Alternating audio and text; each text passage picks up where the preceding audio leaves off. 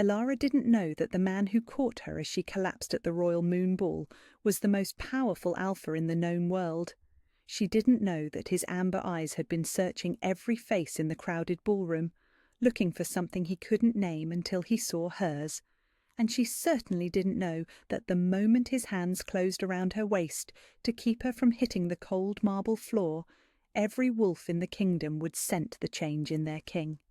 She only knew that she was starving. 3 days. 3 days since her step-family had thrown her from the only home she'd ever known, stripped her of everything but the plain brown dress on her back. 3 days since she'd refused the marriage they'd arranged to the cruel Lord Blackwood, a man whose previous 2 wives had died under mysterious circumstances.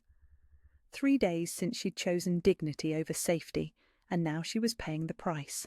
The stolen servant's gown she wore hung loose on her frame, borrowed from a kind kitchen maid who'd taken pity on her when she'd begged for work at the castle gates. But there had been no work, no coin, and certainly no food, just the gnawing ache in her belly that had grown so fierce she could barely think past it. The Royal Moon Ball blazed around her like something from a fever dream. Golden chandeliers cast dancing shadows across silk gowns and jewelled throats, while the scent of roasted meat and sweet wine made her mouth water so intensely it hurt. She pressed herself against the cool stone pillar, watching the nobles feast at tables groaning under the weight of their abundance, and felt something desperate claw at her chest. Just one bite, just one small morsel from a forgotten plate. She'd been watching the servers clear the tables for nearly an hour, mapping their patterns, timing their rotations. The great hall was vast enough that she could slip between the shadows, quick as smoke, and snatch something small from an abandoned plate. No one would notice. No one would care. Her hands shook as she crept from pillar to pillar, staying low and quiet. The sound of laughter and music covered her movements, but her heart hammered so loud she was certain everyone could hear it. A servant hurried past, carrying a tray of empty glasses, and she held her breath until he disappeared through the kitchen doors. There, a table near the garden doors, recently vacated. Half a dinner roll sat forgotten beside a crystal goblet still stained with wine. Her stomach clenched so violently she had to bite back a whimper. She darted forward, fingers closing around the bread, just as a voice boomed behind her. "You there! Stop!" The royal guard's voice cut through the music like a blade. Heads turned, conversations faltered, and Ilara's world tilted sickeningly as every eye in the ballroom fixed on her. "Thief!" Another voice joined the first. "She's stealing from the king's table!" The bread fell from her nerveless fingers as she stumbled backward, but there was nowhere to run. Guards moved to block the exits, their hands resting on sword hilts, and the sea of silk and jewels parted to reveal her shame to the entire court. "Please," she whispered, but the word came out barely a breath. Her legs felt strange and distant, like they belonged to someone else. The edges of her vision started to blur. I only... How dare you?" A woman in sapphire blue stepped forward, her voice dripping with disgust.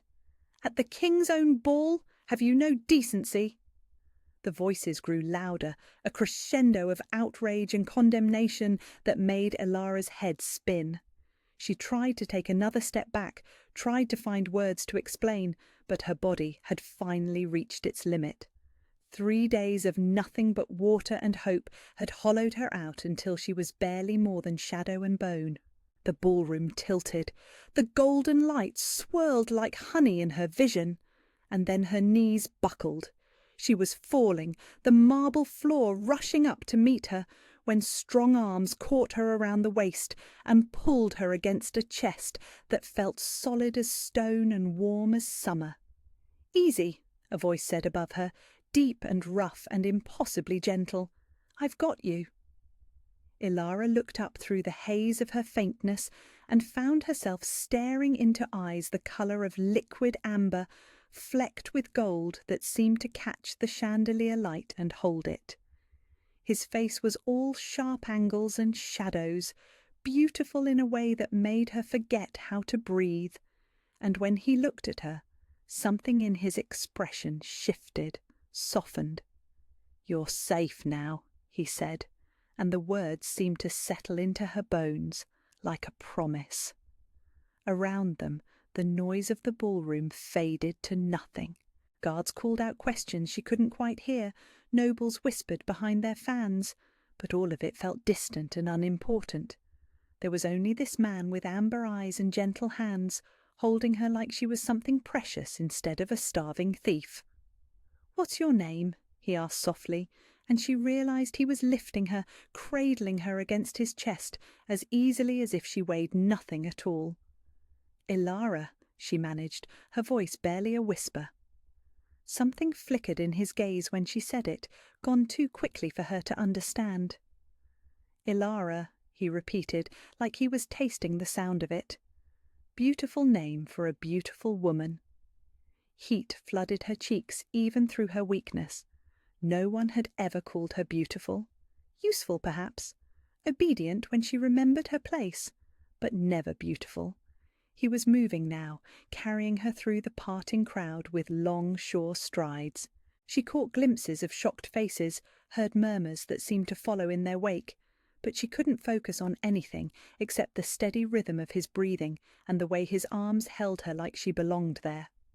"Where are you taking me?" she asked, though part of her didn't care as long as it was somewhere warm and safe. "Somewhere you can rest," he said. "Somewhere no one will hurt you." The words were simple, but something in the way he said them made her throat tight with emotion she didn't understand. When was the last time someone had wanted to protect her instead of use her? When was the last time someone had looked at her like she mattered? They left the ballroom behind, moved through corridors lined with tapestries and lit by soft golden sconces. She should have been afraid. She was alone with a stranger, completely at his mercy.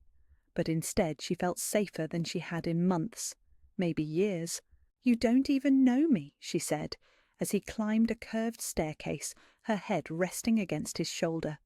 "No," he agreed, "but I know enough." "What could you possibly know?" He paused at the top of the stairs, looking down at her with an expression so intense it made her shiver. "I know that you're brave enough to choose hunger over cruelty. I know that you'd rather steal bread than beg for coin, and I know that whoever hurt you was a fool beyond measure." The tears came before she could stop them, hot and silent down her cheeks. He lifted one hand to brush them away with surprising gentleness, his thumb tracing the line of her cheekbone. "No more crying," he said softly. "You're safe now, I promise." He pushed open a door with his shoulder, and Ilara gasped. The chamber beyond was larger than the entire cottage where she'd grown up, with windows that looked out over moonlit gardens and a bed that could have slept 6 people comfortably. Silk hangings in deep blue and silver caught the light from a crackling fireplace, and the air smelled of sandalwood and something wild she couldn't name. "This is too much," she protested weakly as he set her down on the edge of the bed. I don't belong in a place like this." "You belong wherever you choose to be," he said, kneeling in front of her to look directly into her eyes. "And tonight you're choosing to be here, where you're safe." He moved to a side table and returned with a tray she hadn't noticed before. Bread and cheese, dried fruit and honey cakes, and a steaming bowl of soup that smelled like heaven. Her stomach cramped so violently she doubled over. "Slowly," he cautioned, breaking off a small piece of bread. "You'll make yourself sick if you eat too quickly." She wanted to refuse his help, wanted to prove she could manage on her own, but her hands were shaking too badly to hold anything. So she let him feed her small bites, let him guide a cup of warm broth to her lips, and tried not to think about how gentle his hands were or how his amber eyes seemed to watch her every expression. "Better?" he asked when she'd managed half the soup and several pieces of bread. She nodded, feeling human again for the first time in days. "Thank you," she whispered. I can't repay you for this kindness." "I'm not asking you to," he said simply. "Rest now. We can talk more in the morning." He rose to leave, but something made her reach out and catch his hand. His skin was warm and calloused, the hand of a man who knew real work despite the fine clothes he wore. "What's your name?" she asked. For a moment something flickered in his eyes again, gone too quickly to read. "Darius," he said finally. "My name is Darius." It suited him somehow, strong and elegant and touched with mystery. "Thank you, Darius, for everything." He lifted her hand to his lips and pressed the softest kiss to her knuckles, a gesture so courtly and unexpected it made her breath catch. "Sleep well, Ilara," he said, and then he was gone, leaving her alone with the fire's warmth and the impossible softness of silk sheets against her skin. She lay back against pillows that smelled like cedar and safety, her belly finally full, her body finally warm, and let herself believe, just for tonight, that she might be worth saving after all.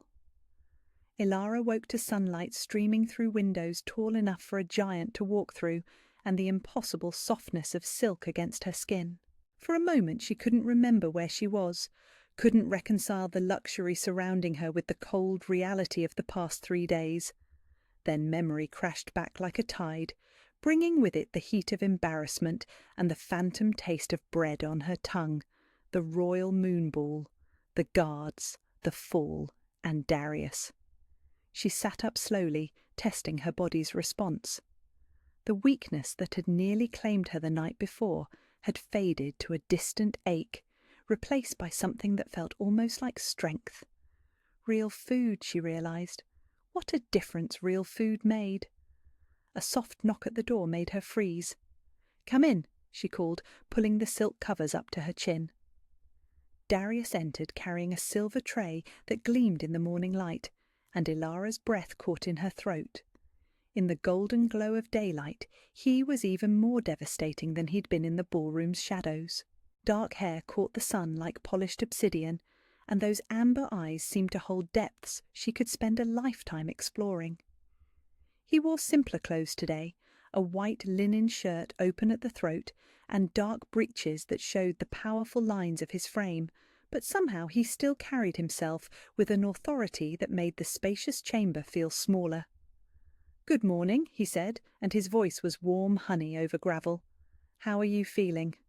"Better," she managed, acutely aware that her hair was probably a disaster, and she was wearing nothing but a thin chemise she'd found laid out the night before.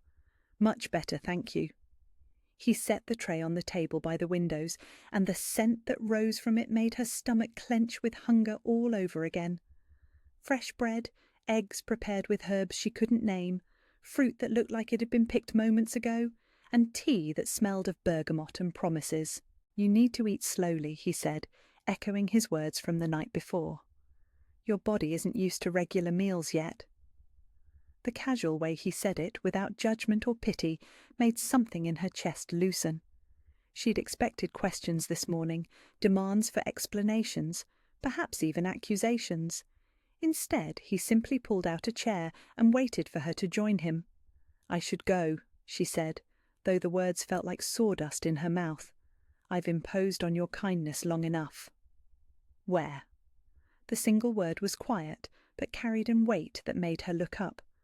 "Where would you go, Ilara?" The truth was brutal in its simplicity. Nowhere. She had nowhere to go, no one who would take her in, no coin to buy even a night's shelter. Her stepfamily had made certain of that when they'd cast her out with nothing but the clothes on her back. "I'll find work," she said, lifting her chin with a pride that felt as fragile as spun glass. "I'm not afraid of hard labour." "I'm sure you're not," he said gently, "but you're not leaving, not yet." There was something in his tone that made her study his face more carefully.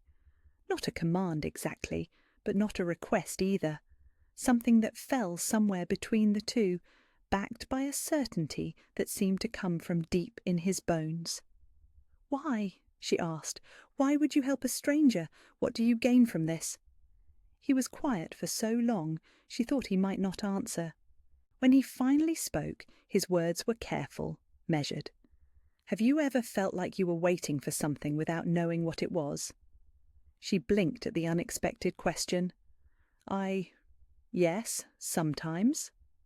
I've felt that way for years, he said, pouring tea into a delicate porcelain cup and sliding it across to her. Like there was something missing, something I was supposed to find but couldn't name. And then last night... He trailed off, shaking his head as if he'd said too much. Last night, she prompted. Last night I found you, he said simply, and the waiting stopped. The words hit her like a physical thing, stealing her breath and making her heart do something complicated against her ribs. She wanted to dismiss them, to call them pretty lies designed to soften her into compliance, but there was something in his amber eyes that looked too much like truth. You don't know me, she whispered. Then tell me, he said. Tell me who you are, Ilara. Tell me what brought you to my ball in borrowed clothes, stealing bread like your life depended on it. The invitation hung between them like a bridge she could choose to cross or burn. She'd spent so long keeping her story locked away, protecting the tender places where her step-family's cruelty had left scars, that the thought of speaking it aloud made her feel exposed and raw. But he'd saved her, fed her, given her silk and safety when she'd had nothing. Maybe she owed him the truth, even if it made him look at her differently. My father died when I was 12, she began, her fingers wrapped around the warm cup like an anchor. He married my stepmother when I was very small, thinking I needed a mother's care. She already had 2 daughters of her own, and when he died... She paused, the old pain still sharp enough to cut. When he died, I became more of a servant than a daughter. Darius's jaw tightened, but he didn't interrupt. They fed me scraps from their plates, gave me their cast-off clothes, made me sleep in the servants' quarters while my stepsisters took the fine chambers. I told myself it was temporary, that when I came of age I could leave, make my own way in the world. She laughed, but there was no humour in it. I was so naive. What happened 3 days ago? He asked quietly. Lord Blackwood came calling, she said, and had to stop to swallow against the bile that rose in her throat. He offered a substantial dowry for my hand in marriage, and my stepmother accepted on my behalf. She said it was my duty to help the family's finances, that I owed them that much for keeping me fed and housed all those years. And you refused, Darius said. It wasn't a question. His first 2 wives died under mysterious circumstances, she said, meeting his eyes directly. Fell downstairs, took ill with sudden fevers that no physician could cure. I couldn't. I wouldn't trade my life for their comfort, no matter what I owed them. Something dark and dangerous flickered in Darius's expression, gone so quickly she almost thought she'd imagined it. So they cast you out. With nothing but the clothes I wore and a warning never to darken their door again, she confirmed. They said if I was too proud to do my duty, I could see how far pride would carry me. Not far enough, he said grimly, but far enough to bring you to me. The words sent a shiver through her that had nothing to do with cold. There was something in the way he said them, a possessive undertone that should have frightened her, but somehow didn't. Why do you care? She asked. Truly, you could have any woman you wanted, noble ladies with dowries and bloodlines, not cast-off daughters with nothing to offer. He leaned forward, bracing his elbows on the table, and the intensity of his gaze made her feel like she was the only thing in the world that mattered. Do you know what I see when I look at you, Ilara? He asked softly. She shook her head, not trusting her voice. I see a woman brave enough to choose hunger over cruelty. I see someone who would rather steal bread than compromise her principles. I see strength wrapped in silk and fire burning behind eyes the colour of winter storms. He reached across the table and covered her hand with his, the simple touch sending heat racing up her arm. You say you have nothing to offer, but you're wrong. You have everything. The tears came without warning, hot and overwhelming. No one had ever spoken to her like that, like she was precious instead of burdensome, powerful instead of powerless. Hey, he said gently, moving around the table to kneel beside her chair. What did I say? No one has ever... She wiped at her cheeks with trembling fingers. My whole life I've been told I was nothing. A charity case, a burden, useful only for what I could provide others. And you. "I see the truth," he said simply. Maybe everyone else was too blind to recognize it. She looked down at him, this man who'd appeared out of nowhere to catch her when she fell, and felt something shift inside her chest, something that felt dangerous and wonderful and completely beyond her experience. "Who are you?" she asked. "Really? These rooms, this palace, the way the servants look at you. You're not just some courtier, are you?" Something flickered across his features, there and gone again. "Does it matter?" "It might," she said honestly. "I've learned to be wary of powerful men who make grand promises." "I haven't made you any promises yet," he said, and there was something in his tone that made her skin prickle with awareness. "Yet?" He rose slowly, his amber eyes never leaving hers. "When I make you a promise, Ilara, you'll know it, and you'll never have cause to doubt my word." The certainty in his voice made her shiver. She had the strangest feeling that she was standing at the edge of something vast and irreversible, something that would change her life forever if she was brave enough to step forward. "Eat," he said gently, returning to his chair. "And then, if you're feeling strong enough, I'd like to show you the gardens. The roses are particularly beautiful this time of year." She nodded, not trusting herself to speak, and reached for a piece of the fresh bread. As she ate, she was acutely aware of his presence across the table, the way he watched her with an intensity that felt like sunlight on her skin. For the first time in her life, she felt like she was exactly where she belonged, even if she had no idea what that might mean. 3 days passed in a dream of warmth and wonder that Ilara was afraid to fully believe in. Each morning, Darius arrived with breakfast and conversation. Each afternoon, they walked through gardens that seemed designed by someone who understood magic, and each evening he left her with books and tea and the kind of safety she'd never thought to hope for. On the 4th morning, she woke to find a dress laid out on the chair by the window. Not silk this time, but soft wool in deep forest green, with delicate silver embroidery at the sleeves and neckline. It was beautiful and practical, and fitted her perfectly, as if it had been made just for her. "Do you like it?" Darius asked when she emerged from behind the dressing screen, and something in his voice made her look at him more carefully. "It's lovely," she said, smoothing the skirts with hands that trembled slightly. "But I can't accept." "You can't walk through the palace in a chemise," he said with a smile that didn't quite reach his eyes, "though I admit the view has its merits." Heat flooded her cheeks, but she found herself smiling back despite her embarrassment. Over the past few days, she'd grown used to his gentle teasing, the way he could make her feel beautiful and flustered with just a look. "Besides," he continued, offering her his arm, "I have something special to show you today. The rose garden is in full bloom, and I hoped you might enjoy seeing it." There was something different about him this morning, she realized as they left her chamber and walked through corridors she was beginning to recognize. A tension in his shoulders, a careful quality to his words that made her wonder what he wasn't saying. The palace itself was a revelation that grew more overwhelming each day. Tapestries that must have cost more than her stepfamily's house, marble statues that seemed to watch her pass, windows that looked out over grounds so vast she couldn't see where they ended. Servants bowed as they passed, but she'd begun to notice that they didn't bow to her. They bowed to Darius, and the depth of their reverence was something that spoke of more than mere respect. "This place," she said, as they descended a curving staircase that sparkled with what looked like crushed diamonds in the stone. "It's incredible. Your employer must be tremendously wealthy." Darius paused, his hand tightening slightly on her arm. "My employer?"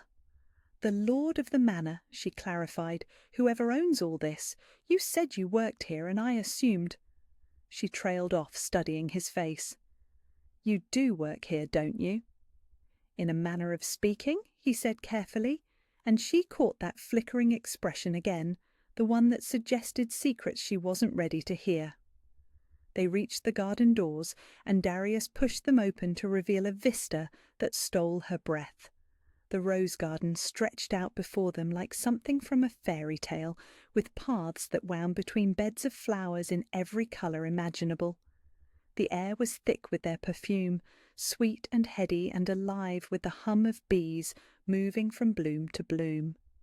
"It's beautiful," she breathed, and meant it. After years of looking at nothing but dirty cobblestones and kitchen scraps, the riot of colour and scent was almost overwhelming. "My mother planted the first roses here," Darius said quietly, leading her down the central path. She said a garden wasn't truly alive until it had something growing in it that could break your heart with its beauty. Something in his tone made her glance at him sideways. "She sounds like she was a wonderful woman." "She was," he agreed. "She would have liked you, I think. She always said the most beautiful flowers were the ones that bloomed despite difficult soil." The compliment settled warm in her chest, but it was accompanied by a growing sense of unease. The way he spoke about his mother, the casual mention of planting the first roses here, as if his family had some long connection to this place. "Darius," she said slowly, "who exactly are you?" He stopped walking, turning to face her fully. For a moment she thought he might finally tell her the truth, whatever it was. But then a servant appeared around the corner, hurrying toward them with obvious urgency.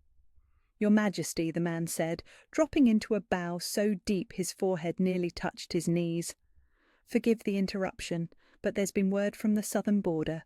The messenger says it's urgent." Ilara's world tilted sideways. "Your Majesty." The words echoed in her mind like thunder, impossible to ignore or explain away. She stared at Darius, at this man who'd been feeding her breakfast and walking with her through gardens and holding her hand like she was something precious, and felt the bottom drop out of her reality. "Thank you, Marcus," Darius said calmly, his voice carrying a note of authority she'd never heard before. "Tell him I'll meet him in my study in 10 minutes. "At once, Your Majesty," Marcus said, and hurried away. The silence that followed was deafening. Ilara could hear her own heartbeat, could hear the distant sound of birds singing in the roses, but she couldn't seem to form words. "Your Majesty." The servant had called him Your Majesty. "Ilara," Darius said gently, and she realized she was backing away from him, her hands pressed to her chest like she could hold her heart in place by force. "You're him," she whispered. "You're the king, the Alpha King." "Yes," he said simply, and something in her chest shattered at the confirmation. "You lied to me," she said, and her voice came out broken and small. "All this time you lied." "I never lied," he said, taking a step toward her. "I told you my name was Darius, and it is. I just didn't tell you everything." "Didn't tell me everything?"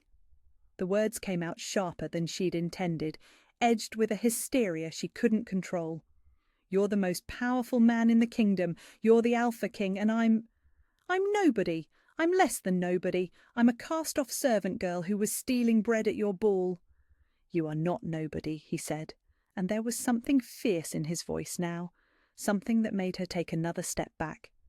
"You are everything. You are my—" "Don't," she said, cutting him off. "Don't you dare. Don't you dare stand there and tell me I'm something special when we both know what I am. I'm a charity case you took pity on, a broken thing you're trying to fix out of the kindness of your heart." "That's not true," he said, and she could see the frustration building in his amber eyes. "You don't understand." "I understand perfectly," she said, wrapping her arms around herself like armour. "I understand that I've been living in a fantasy, eating at your table and wearing fine dresses and pretending I could belong somewhere like this. But I don't belong here, do I? I don't belong anywhere near you."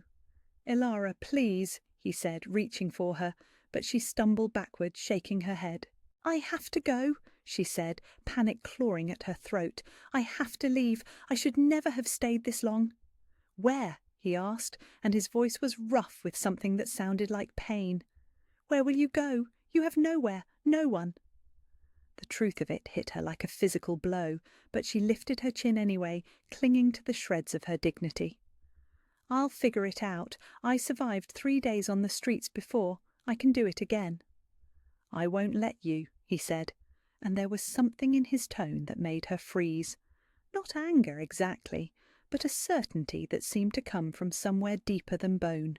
"You won't let me?" she repeated. "You can't stop me. We're not—" She struggled for words, for some way to express the vast chasm that yawned between them. "I'm nothing to you." "You're everything to me," he said, and the words came out like a confession torn from his chest. "You're my mate, Ilara, my true mate, chosen by fate itself. I knew it the moment I touched you, the moment I caught you in my arms. Every instinct I have, every fibre of my being, recognizes you as mine." The words hit her like lightning, illuminating everything and destroying it all at once. Mate! The word carried weight in their world, spoke of bonds deeper than marriage, stronger than blood. It spoke of destiny and forever, and choices that couldn't be unmade. "No," she whispered, shaking her head. That's not possible." "It's not only possible, it's inevitable," he said, stepping closer. "The bond exists whether you acknowledge it or not. I can feel it pulling at me every moment we're apart, can scent your emotions on the wind, can hear your heartbeat from 3 rooms away." "Stop," she said, pressing her hands to her ears. "Just stop. Even if that's true, even if we are. It doesn't matter. Look at us, Darius. Look at what we are. You're a king, and I'm a servant girl who doesn't even have a family name worth claiming. The gap between us isn't just wide, it's impossible." "The moon doesn't ask the ocean's permission to pull the tides," he said softly. "Fate doesn't consult bloodlines or bank accounts. It simply is." "Well, fate made a mistake this time," she said, and the words tasted like ashes. "Because I can't be what you need. I can't be a queen. I don't know how to lead people or make political decisions or hold my own in a court full of nobles who will see exactly what I am the moment they look at me." "You think I care what they see?" he asked, and there was something dangerous in his voice now. "You think their opinions matter more to me than the woman who chose starvation over compromise? The woman who has more courage in her little finger than most of them have in their entire bodies?" "It's not about courage," she said desperately. "It's about reality. I don't fit in your world, Darius. I never will. And staying here, pretending otherwise, will only hurt both of us in the end." She turned to run then, gathering her skirts in her hands, but his voice stopped her cold. "If you leave," he said quietly, "I'll wait." She looked back over her shoulder, her heart breaking at the sight of him standing alone among the roses, looking like a king and a man and something lost all at once. "What?" "I'll wait," he repeated. "However long it takes, however far you run, I'll wait for you to come home to me. Because this is where you belong, Ilara. Not because of bloodlines or titles or what anyone else thinks, but because you're mine, and I'm yours, and some things are simply meant to be." The tears she'd been fighting finally spilled over, hot and overwhelming. "You can't wait forever." "Watch me," he said, and the quiet certainty in his voice was more devastating than any declaration of love. She ran then, fleeing through corridors that had begun to feel like home, past servants who bowed to her retreating form, upstairs that led to a chamber where silk sheets still smelled like cedar and safety. She threw herself onto the bed and sobbed until she had no tears left, mourning the loss of a dream she'd never been brave enough to fully embrace. But even as she cried, she could feel it. The golden thread he'd spoken of, stretching between them like a lifeline, strong enough to survive her doubt, but gentle enough to let her choose. She could run from him, from this palace, from the impossible gift he was offering her. But she couldn't run from the truth that sang in her bones every time he looked at her with those amber eyes. She was his. She had always been his. The only question was whether she was brave enough to let herself be claimed. Ilara spent the rest of that day and most of the next pacing her chamber like a caged wolf, her mind spinning between disbelief and a desperate kind of hope she was afraid to acknowledge. The Alpha King. Darius was the Alpha King, the most powerful shifter in the known world, and he claimed she was his mate, his queen. The very idea was so far beyond anything she'd ever dared to dream that it felt like a cruel joke. She'd heard the stories, of course, everyone had. the Alpha King who'd united the fractured packs under one banner, who could command the loyalty of every wolf in the kingdom with a single word. She'd imagined him as something larger than life, a figure of legend rather than flesh and blood. She'd certainly never imagined him with amber eyes that went soft when he looked at her, or hands gentle enough to feed her soup without making her feel like a burden. But he was real. He was Darius, and according to him, she belonged at his side. A soft knock at the door interrupted her spiraling thoughts, and she turned expectantly, her heart doing something complicated against her ribs. But it wasn't Darius who entered. It was a young woman with kind eyes and a servant's uniform, carrying a tray that smelled like heaven. "Begging your pardon, miss," the woman said with a curtsy. "His Majesty thought you might be hungry. You missed the midday meal." Ilara's stomach chose that moment to growl audibly, reminding her that emotional turmoil was no substitute for food. "Thank you," she said quietly, accepting the tray. "What's your name?" "Sarah, miss," the girl replied. "I'm to be your personal maid, if it pleases you." "My personal maid?" Ilara nearly dropped the tray. "I think there's been a mistake. I don't need—" "His Majesty was quite clear," Sarah said with a small smile. "You're to have whatever you need, miss, whatever makes you comfortable." After the girl left, Ilara sat with the untouched food growing cold before her and felt the weight of impossibility settle on her shoulders like a stone.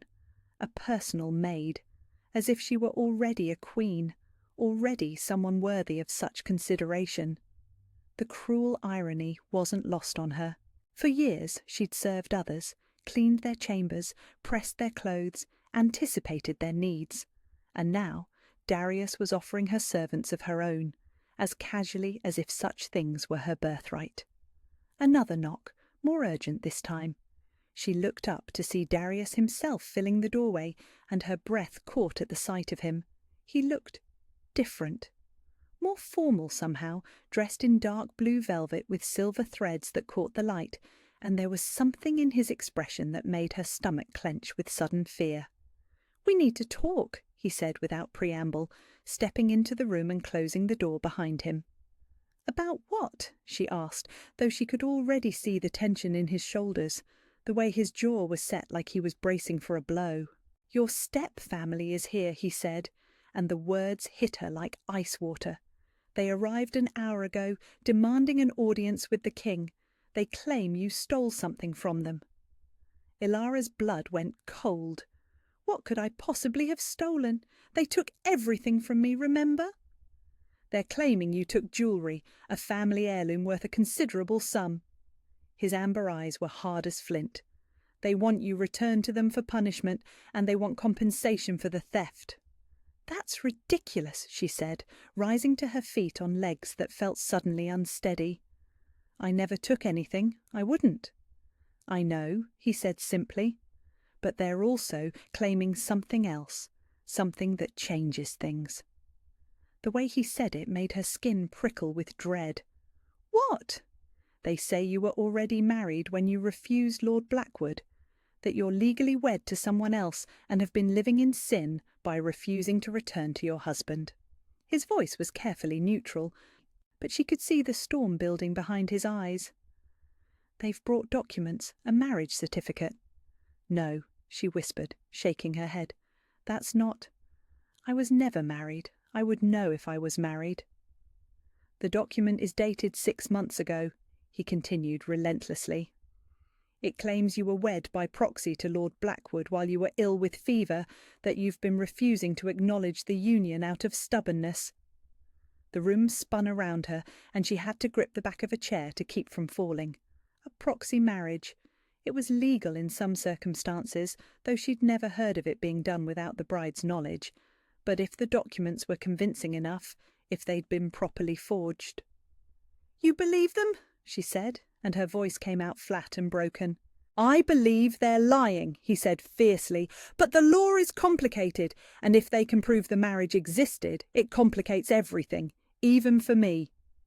"Especially for you," she corrected, the full scope of the disaster finally hitting her. The Alpha King can't be seen harbouring another man's wife.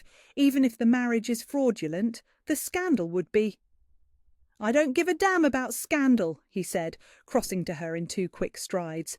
"But I do care about keeping you safe, and if they can convince the court that you belong to Blackwood—" He didn't need to finish. She understood the implications. Lord Blackwood, the man whose previous wives had died under mysterious circumstances. If her step-family could convince a judge that she was legally his property, she'd be forced to return to him. And given his track record with wives, she probably wouldn't survive the experience. "Why?" she asked, her voice breaking on the word. "Why are they doing this? What do they gain?" "Blackwood offered them a substantial reward for your return," Darius said grimly. "Apparently he took your refusal as a personal insult. He wants you back, and he's willing to pay handsomely for the privilege of punishing you for your defiance." The word punishing hit her like a physical blow, and she found herself doubled over, gasping for air that wouldn't come. This was her nightmare, the thing she'd been running from, coming to claim her just when she started to believe she might be safe. "Hey," Darius said softly, his hands settling on her shoulders. "Breathe, love, just breathe." "I can't," she gasped. "I can't go back to him. I won't survive it."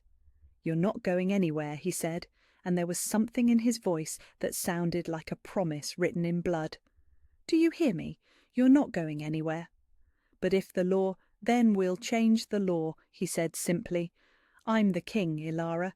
There are things I can do, ways I can protect you.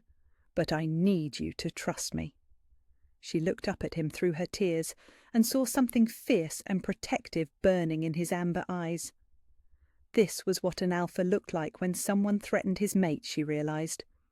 This was the power that had united the packs, the authority that could reshape kingdoms. "What do you need me to do?" she asked. "Nothing," he said. "Just stay here, stay safe, and let me handle this. I'm going to meet with them, hear what they have to say, and then I'm going to send them away with a very clear understanding of what happens to people who threaten what's mine." The possessive growl in his voice made something deep in her chest purr with satisfaction, even as her rational mind recoiled at the implications. And if the documents are convincing, if they can prove the marriage? "Then I'll prove it's fraudulent," he said, "and when I do, your step-family and Lord Blackwood are going to learn exactly why it's a mistake to lie to the Alpha King." He cupped her face in his hands, his thumbs tracing over her cheekbones, and she could feel the barely leashed power radiating from him like heat from a forge. "I told you I'd wait for you to choose me," he said softly. "And I meant it. But I also told you that you were mine, and I meant that too. Which means anyone who tries to take you away from me is going to discover that there are some lines even kings don't cross." "Darius," she started, but he silenced her with a kiss that was soft and fierce and full of promises she was afraid to believe. "Trust me," he said against her lips. "Whatever happens, whatever they say or do, trust that I will move heaven and earth before I let them take you." Then he was gone, leaving her alone with the taste of his promise on her lips, and the terrifying knowledge that everything she'd started to hope for was balanced on a knife's edge. Her step-family had found her. They had documents, however false, that could drag her back into a life that would surely kill her. But they'd also made one crucial mistake. They'd threatened the Alpha King's mate. And from what she'd learned about Darius in their short time together, that was a mistake very few people got to make twice.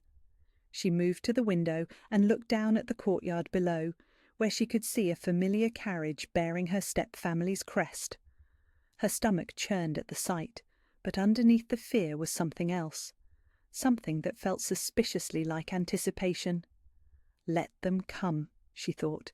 Let them spin their lies and wave their forged documents.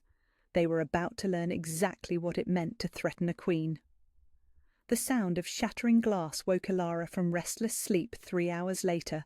She bolted upright, her heart hammering against her ribs as shouts echoed from somewhere in the palace below. Not shouts of celebration or command, but of alarm, of battle. She rushed to the window and felt her blood turn to ice. Dark shapes moved across the moonlit courtyard like shadows given form, and the metallic scent of blood carried on the night air. Enemy wolves. The palace was under attack. Her door burst open without ceremony, and Darius strode in wearing leather armour that gleamed darkly in the lamplight. His amber eyes were wild with something that looked like barely controlled fury, and when he spoke, his voice carried the rough edge of his wolf. "They're here," he said grimly. "Lord Blackwood brought more than documents. He brought his pack, and they've breached the outer defences." "How?" she gasped, backing away from the window as more crashes echoed from below. "Your step family provided them with maps of the palace layout," he said, and the words came out like a growl. "They planned this from the beginning. The documents were just a distraction while Blackwood positioned his forces." Ilara's knees nearly gave out. Her own family had helped plan an assault on the palace, on Darius. They'd betrayed not just her, but the king himself, all for the promise of gold. "There's a safe room in the East Tower," Darius continued, moving to a wardrobe and pulling out a cloak. "I'm having you moved there immediately." "No," she said, the word coming out sharper than she'd intended. He turned to stare at her. "No?" "I'm not hiding while you fight," she said, lifting her chin with a courage she didn't feel. "Not any more. Ilara, these aren't palace guards we're facing. These are battle-hardened wolves who've come here to kill anyone who stands between them and you." His voice was rough with desperation. "I can't protect you and lead the defence at the same time." "Then don't protect me," she said, moving toward him. "Let me protect myself." Something flickered in his eyes, surprise mixed with what might have been pride. "You don't understand what you're asking." "I understand perfectly," she said, reaching for the cloak in his hands. "I understand that I've spent my entire life being something that happened to other people instead of someone who made things happen. I understand that I've been running and hiding and letting other people decide my fate for me, and I understand that I'm tired of it." A tremendous crash from somewhere below made them both freeze. When Darius spoke again, his voice was deadly calm. "They're in the main hall," he said. "I have to go." "Then we both go," she said firmly. "Ilara!" "I'm not discussing this," she said, wrapping the cloak around her shoulders. "If I'm going to be your queen, then I need to start acting like one. And queens don't hide in towers while their people fight and die." The look he gave her was so intense it made her shiver. "You could be killed." "I could be killed hiding in a tower too if they break through," she pointed out. "At least this way I die on my feet instead of on my knees." For a moment she thought he might argue further. Then something shifted in his expression, something that looked like the moment a man stopped seeing a woman as fragile and started seeing her as fierce. "Stay close to me," he said finally. "Do exactly what I say, when I say it, and if I tell you to run—" "I'll consider it," she said, which made him almost smile despite everything.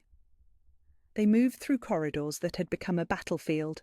Servants huddled in alcoves, while palace guards fought desperately against invaders who moved with the fluid grace of wolves accustomed to violence. Ilara tried not to look too closely at the bodies they passed, tried not to think about the fact that people were dying because of her. The great hall was chaos incarnate when they reached it.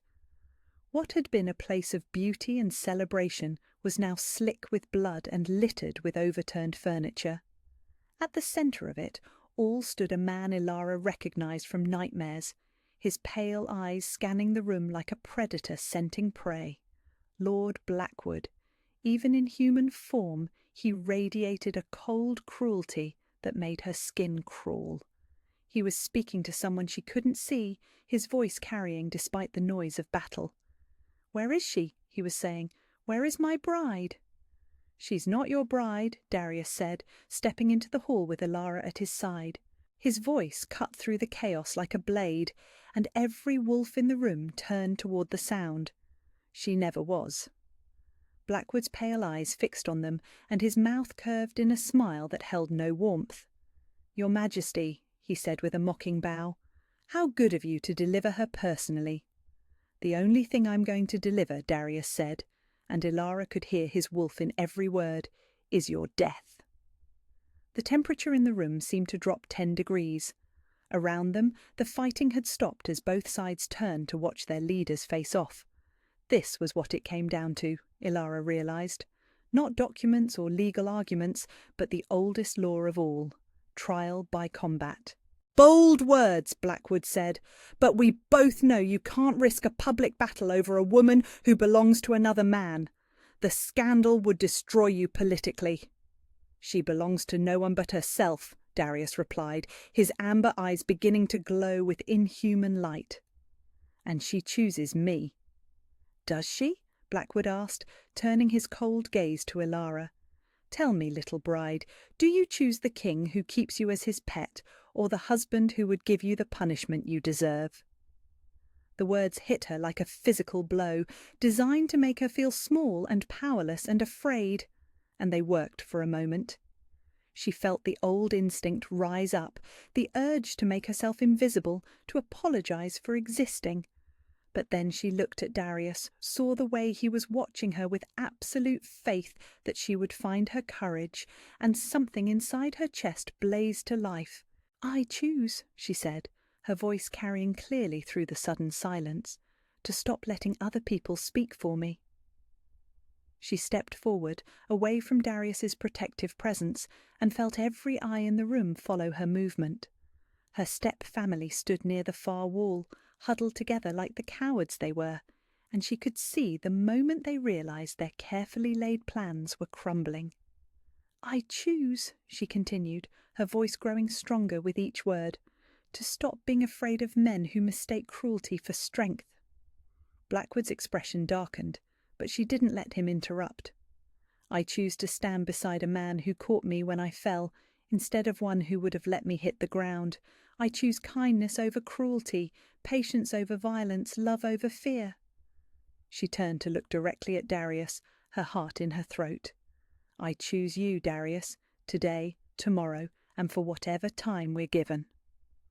The words hung in the air like a thrown gauntlet. Around them she could hear the soft sounds of wolves shifting restlessly, could smell the tension and anticipation that filled the space between heartbeats. How touching, Blackwood said, his voice dripping with venom. But choice is a luxury you forfeited when you became my wife. The documents are clear, witnessed and sealed. You belong to me. No, Darius said, and when he spoke, his voice carried the weight of absolute authority.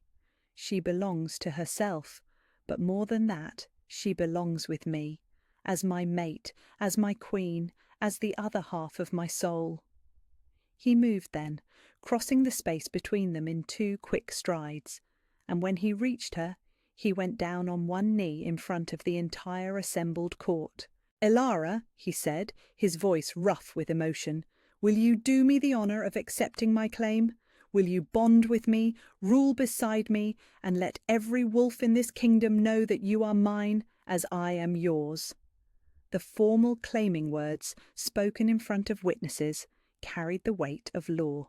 More than law, they carried the weight of destiny itself. Yes, she whispered, then louder, so every person in the room could hear her. Yes, I accept your claim. I am yours, as you are mine. The moment the words left her lips, something electric seemed to snap into place between them. The mate bond, no longer hidden or denied, blazed to life with an intensity that made her gasp. She could feel Darius in her mind, could sense his love and fierce protectiveness, an absolute devotion like a golden warmth in her chest. But more than that, she could feel his power, the alpha strength that commanded every wolf in the kingdom, flowing through their bond like sunlight through clear water. The claiming is witnessed, said a voice from the watching crowd, one of the palace elders who served as legal counsel. The bond is recognised under pack law and kingdom statute. Pack law means nothing when she's already wed to me, Blackwood snarled, but his voice had lost some of its confidence. Show me the marriage certificate, Darius said, rising to his feet, but keeping Ilara's hand clasped firmly in his. One of Blackwood's men produced a document that looked official and legal, complete with seals and signatures. But when Darius examined it, his mouth curved in a smile that was all teeth. "Interesting," he said conversationally. According to this, Ilara was wed by proxy to Lord Blackwood on the 15th day of the 6th month. The ceremony was performed by Father Matthews of the Riverside Chapel, witnessed by 3 members of the local gentry. "That's correct," Blackwood said, though something in his tone suggested he didn't like where this was going. "The only problem," Darius continued, "is that Father Matthews died in a riding accident 2 weeks before this supposed ceremony. The chapel records show no wedding performed on that date, and 2 of your listed witnesses were in the capital attending the summer court sessions." The silence that followed was deafening. Ilara watched as Blackwood's face went from confident to furious to something that looked dangerously close to panic. "You're lying," he said, but the words came out weak and desperate. "I'm the king," Darius replied simply. "I don't need to lie. The marriage is fraudulent, the documents are forgeries, and you and your conspirators have committed treason by attacking the royal palace." "Then I'll take her anyway," Blackwood snarled, his civilized mask finally slipping away entirely. "I'll kill you and every wolf that stands with you, and I'll claim her by right of conquest." "You can try," Darius said, and the temperature in the room dropped again. "But first you'll have to get through me." The shift happened so fast Ilara almost missed it. One moment Darius was standing beside her in human form, the next he was a massive wolf with fur the colour of dark amber and eyes that glowed like molten gold. He was beautiful and terrible and utterly inhuman, and every wolf in the room dropped to their bellies in instinctive submission. Every wolf except Blackwood. The battle that followed was swift and brutal and absolutely decisive. Blackwood was strong, vicious, and experienced in pack warfare. But Darius was the Alpha King, and when he fought for his mate, he was unstoppable. It ended with Blackwood's throat beneath Darius's jaws, the pale wolf's struggles growing weaker as the Alpha's grip tightened. "Yield!" Darius growled, his voice carrying even in wolf form. "Submit, and I might let you live." For a moment, Ilara thought Blackwood might be smart enough to surrender. Then she saw the knife in his hand, saw him gathering himself for one last desperate strike at Darius's exposed flank. "Behind you!" she shouted, but Darius had already seen the threat.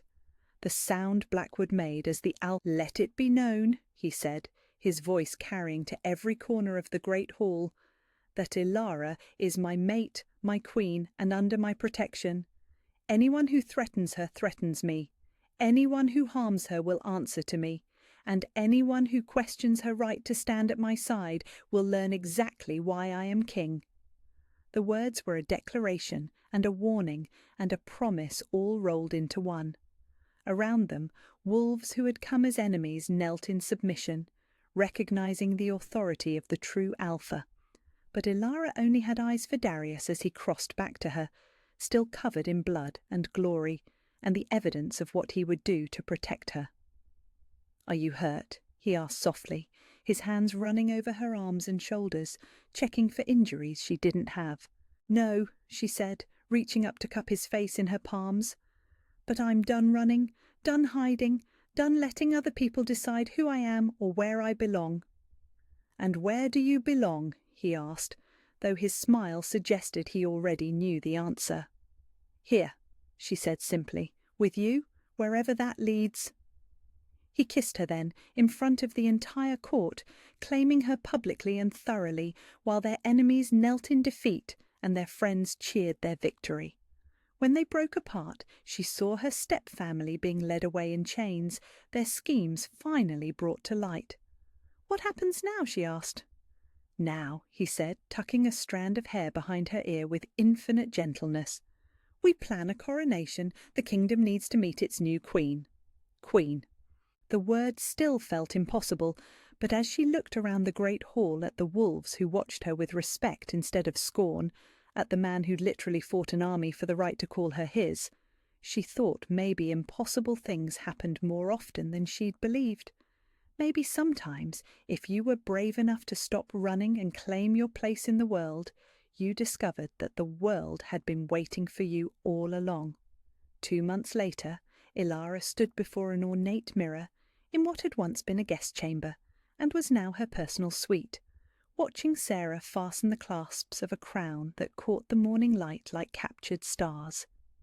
The reflection looking back at her was someone she barely recognized, not because she looked different exactly, but because she finally looked like herself. "You look radiant, Your Majesty," Sarah said softly, stepping back to admire their work. "Your Majesty." Even after weeks of hearing the title, it still sent a little thrill through her chest. Not because of the power it represented, but because of what it meant. She belonged here. She had chosen this life, this man, this impossible future, and somehow the world had rearranged itself to make room for her. "The king is waiting in the courtyard," Sarah continued. "The ceremony begins in an hour. The coronation. Today she would be formally presented to the kingdom, not as Darius's rescued charity case, but as his queen and equal partner." The thought should have terrified her, and part of her was nervous about the hundreds of nobles who would be watching, judging, waiting for her to prove she was worthy of the crown, but mostly she was excited.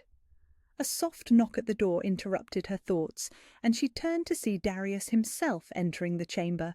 He wore formal robes in deep blue and silver, with the crown of the Alpha King resting on his dark hair, and the sight of him still made her breath catch in her throat. "You look," he said, stopping a few feet away and just staring at her, "absolutely magnificent." She smoothed the silk of her coronation gown, a creation in ivory and gold that made her feel like something from a fairy tale. "I feel like I'm playing dress-up in someone else's life." "No," he said, crossing to her and taking her hands in his. "You feel like a woman who's finally stepping into the life she was always meant to live." The words were simple, but they settled into her bones like truth, because that was exactly how she felt. Not like she was pretending to be someone else, but like she was finally becoming who she'd always been underneath the fear and doubt. "Are you ready?" he asked gently. "I think so," she said, then smiled. "Ask me again in an hour." They walked through corridors lined with servants and nobles who bowed as they passed, but Ilara found she wasn't focusing on their faces anymore. Instead, she was thinking about the past 2 months, about how naturally she'd settled into the rhythms of palace life, about how right it felt to wake up beside Darius every morning and fall asleep in his arms every night.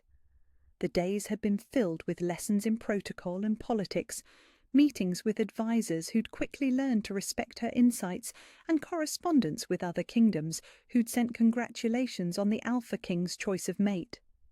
But the evenings had been theirs alone, spent in quiet conversation or comfortable silence, learning the shape of each other's thoughts and dreams. "What are you thinking about?" Darius asked as they approached the great doors that led to the courtyard.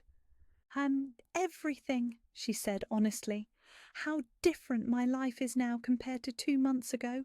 How I used to think I was nothing special, just a girl who was good at surviving. Now I'm about to be crowned queen of the most powerful kingdom in the known world." "You were always special," he said quietly. "The crown doesn't change that. It just makes sure everyone else can see what I saw from the beginning." The courtyard was packed with people when they emerged into the golden afternoon sunlight. Hundreds of nobles in their finest clothes, representatives from other kingdoms, and common folk who'd been granted permission to witness the historic ceremony.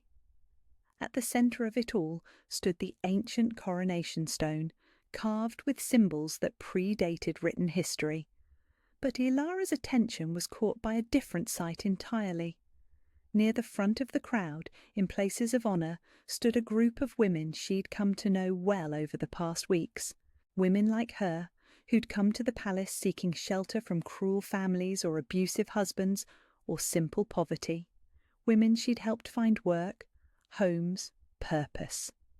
She'd started small, just asking Sarah to find positions for a few displaced servants. But word had spread quickly that the future queen was offering sanctuary to those who needed it, and soon there was a steady stream of women arriving at the palace gates. Darius had not only supported her efforts, he'd formalised them, establishing an official programme with Ilara as its head. "My ladies," she'd taken to calling them, and watching them now, dressed in their best clothes and beaming with pride as they watched her coronation, she felt her throat tighten with emotion. "They came," she whispered to Darius. "Of course they came," he replied. "You gave them hope when they had none. You showed them they were worth saving. Did you think they'd miss the chance to see you crowned?" The ceremony itself passed in a blur of ancient words and formal rituals. She knelt before the assembled court, felt the weight of the crown settle on her head, heard her voice ring clear as she took the oath to serve and protect the kingdom and its people. But the moment that mattered most came afterward, when Darius helped her to her feet and spoke the words that would bind them officially and forever.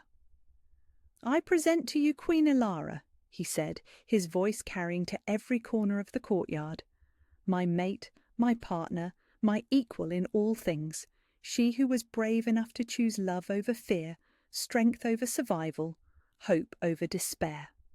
The cheers that erupted from the crowd were deafening, but Ilara barely heard them. She was too busy looking at Darius, at the pride and love and absolute devotion shining in his amber eyes. "How do you feel, Your Majesty?" he asked softly, pitched for her ears alone. "Like I'm exactly where I belong," she answered, and meant every word. The celebration that followed lasted until well past midnight. There was feasting and dancing and endless toasts to the new queen's health and happiness. Ilara moved through it all with grace she'd never known she possessed, accepting congratulations and making conversation, and gradually realising that she wasn't just surviving the attention, she was enjoying it. "You're a natural at this," Darius murmured during a brief lull in the festivities, when they'd stolen a moment alone on a balcony overlooking the gardens. "I had a good teacher," she said, leaning into his warmth and excellent motivation. "Which is?" "You," she said simply. "This kingdom, our people, the knowledge that I can make a difference in their lives, the way you made a difference in mine." He was quiet for a long moment, and when she looked up at him, she saw something that might have been wonder in his expression. "What?" she asked. "Just listening to you talk about our people and this kingdom, like you've always belonged here, like you can't imagine being anywhere else." "I can't," she said honestly. "I used to dream about running away, finding somewhere safe where no one could hurt me. But now I dream about staying, about building something beautiful here with you." "What kind of something?" She thought about it, watching the moonlight play across the roses below. "A place where people like I used to be don't have to be afraid anymore, where strength is measured by how you protect others, not how you dominate them, where love wins more often than fear." "That sounds," he said softly, "like exactly the kind of kingdom I want to help you build." They stood together in comfortable silence for a while, listening to the sounds of celebration drifting up from below. Ilara thought about the girl who'd collapsed from hunger at a royal ball just 2 months ago, terrified and alone, and convinced she was worth nothing. That girl felt like someone from a story now, someone she'd once been but had outgrown. "Do you ever regret it," she asked suddenly, "choosing someone like me instead of a proper noble lady with connections and political advantages?" Darius turned to face her fully, his hands settling on her waist. "Do you know what I see when I look at you, Ilara?" "What?" "I see a woman who survived years of cruelty without letting it make her cruel in return. I see someone who turned her pain into compassion, who uses her power to lift others up instead of tear them down. I see the strongest person I've ever known, and the kindest and the most beautiful." He cupped her face in his hands, thumbs tracing over her cheekbones. "I see my queen, my mate, my heart walking around outside my body, and I thank fate every single day that you were brave enough to let me catch you when you fell." The tears came without warning, but they were happy tears, the kind that came from being so full of joy you couldn't contain it all. "I love you," she whispered against his lips as he kissed the tears away. "I love you too," he said, "more than kingdoms, more than crowns, more than my own life." "Promise me something," she said. "Anything. Promise me we'll always be like this, partners, equals, that you'll never expect me to just smile and nod while you make all the important decisions." He laughed, the sound warm and rich in the night air.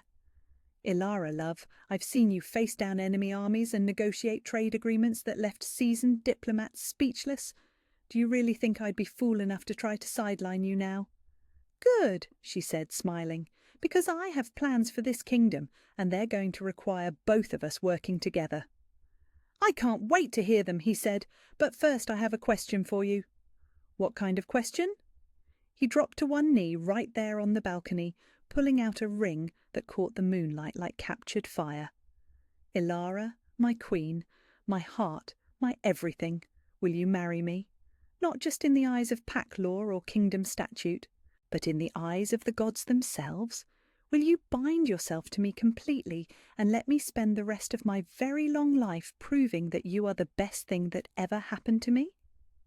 She stared down at him.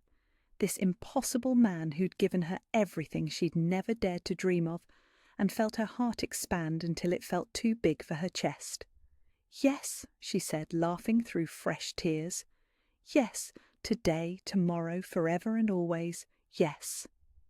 He slipped the ring onto her finger, a simple band of white gold set with a stone the exact colour of his eyes, and rose to spin her around until she was dizzy with laughter and love and the sheer impossible joy of being exactly where she belonged.